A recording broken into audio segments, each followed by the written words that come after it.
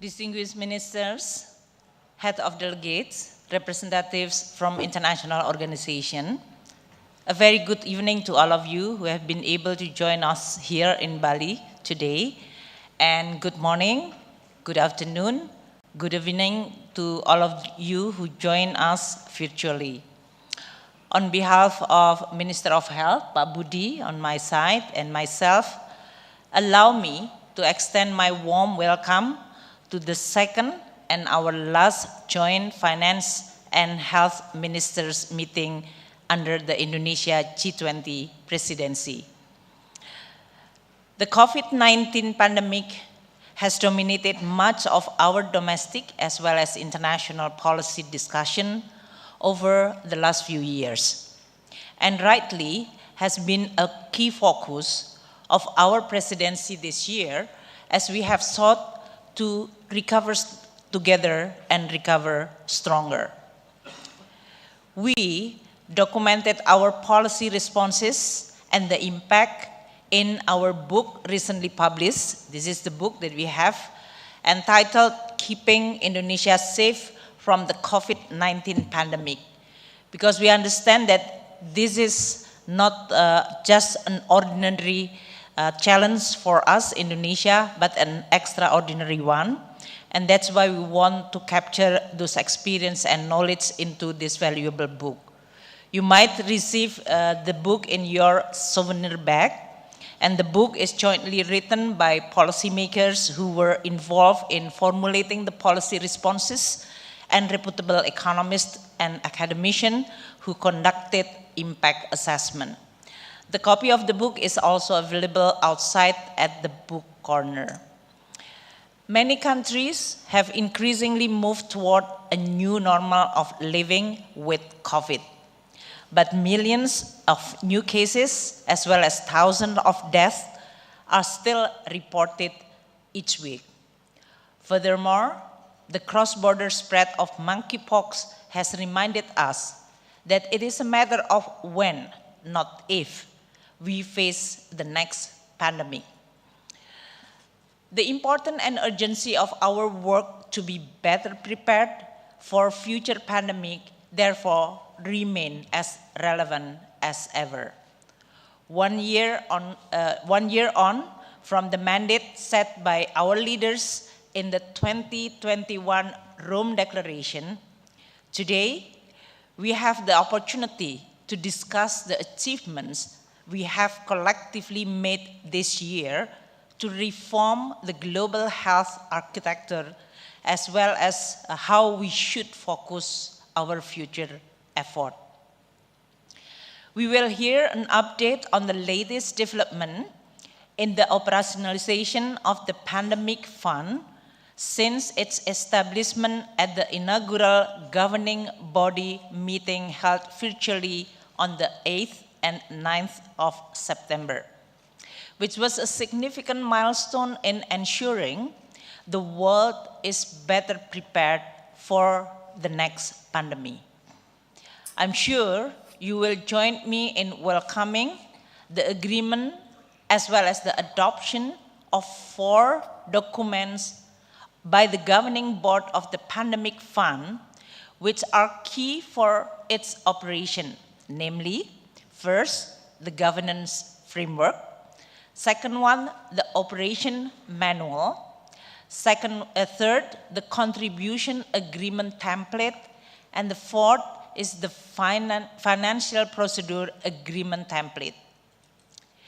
We will hear further on the latest development from co-chairs of the pandemic fund, who are also here with us today. Pak Khatib Basri, which is next across my seat, and Minister Ngabinje, which is also coming here today. We will seek your high-level guidance for the pandemic fund as it continues to become operational, including what the priorities of the pandemic fund should be for its first call for funding proposals. I know you will agree that we must get this right to ensure we properly address the pandemic PPR, especially on the financing gaps that we identified earlier this year. We will also discuss how best to take forward the work on finance and health coordination arrangement, including whether to expand the scope of the Finance Health Task Force to a multi-year planning horizon and what its key objectives should be for 2023. This is our colleague India presidency. These are crucial questions to ensure we have medium and long-term strategies in place for any future global responses to new pandemics. We will then conclude with a discussion on the outcome document of our meeting. Before I hand over to Pak Budi, let me first mention two additional things. Firstly, I want to take a moment to explain to you all the significance of the flower, which were centerpiece of our meeting today. If you look at from each of your side, maybe it's not really that obvious. But the flower garden is in the form of the island of Indonesia. That is the white color roses. These are representing the big island of Indonesia. Flowers that are visually colorful, which symbolize our Indonesia Bhinneka Tunggal Ika. That is, we are all actually so diverse within one country. In a sense, Indonesia is one, healthy and strong, as well as united as a nation, although we are so and such a diverse in terms of people, race, ethnicity, or even local languages. The white roses represent some of the biggest islands of Indonesia and also at the same time symbolize our sincerity and peace. Secondly, on your table, there is also a G20 presidency tumbler. That is, you see the tumbler over there with Indonesia hand-painted batik. We call it Sulur-Sulur and Sekar Jagat.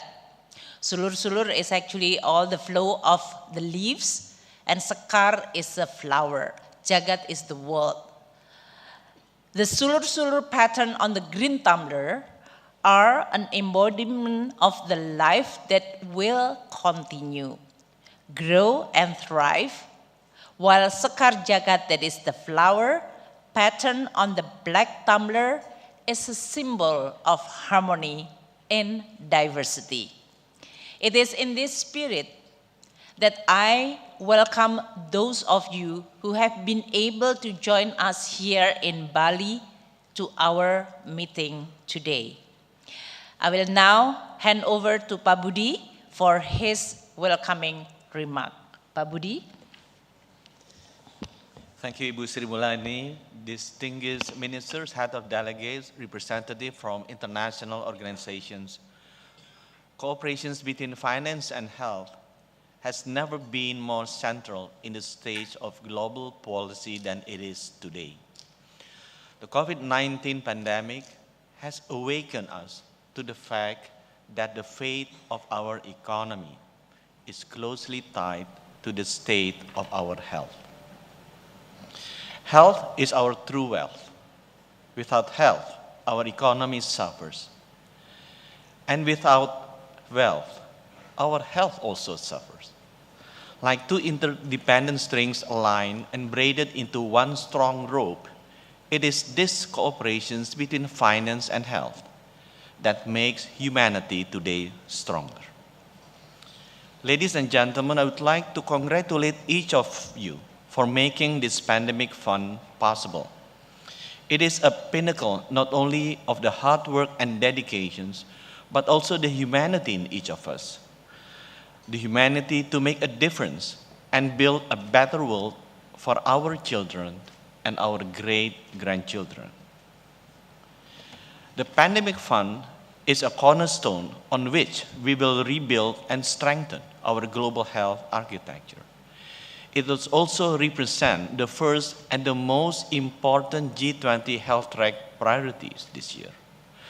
On top of that, just to recap briefly and to report to all of you, from the G20 health track, we have also achieved progress in completing the Act A evaluation to improve access to pandemic medical countermeasures, to pave the way to improve global sharing of genomic surveillance, to allow freedom of international travel through interoperable systems of health certificates, and to map how we can work together in research and manufacturing networks of vaccine, therapeutics, and diagnostic. Going forward, as Minister Sri Mulyani has underlined, we have established the sources of fund. And now it is our job to continue on the uses of fund. The pandemic fund will provide for peacetime by addressing critical gaps on the sea surveillance, laboratory systems, health workforce strengthening, and medical countermeasure readiness. Yet, we need to prepare and allocate this pandemic fund for wartime, where certain amount of this fund will be used and can be used as a catalyst fund to accelerate the provisions of health emergency countermeasure. Ladies and gentlemen, it is the original purpose of G20 to serve as a platform for international cooperation to achieve global financial stability. The cooperations between G20 finance and health today, I believe, has served this purpose indeed. The cooperations that bring us from crisis to peace, from trauma to triumph, from calamity to recovery, and from sickness and poverty to wellness and prosperity. My hope is that the bond between finance and health will stay strong in the coming years as our important work to strengthen the global health architecture remains as relevant as ever, as the best wealth is health. Thank you. Now I hand over back to you, Ibu Sri Mulyani, to chair the first session. Thank you, Pak Budi. So, colleague, our first agenda tonight will be a working dinner. So we definitely will serve you dinner.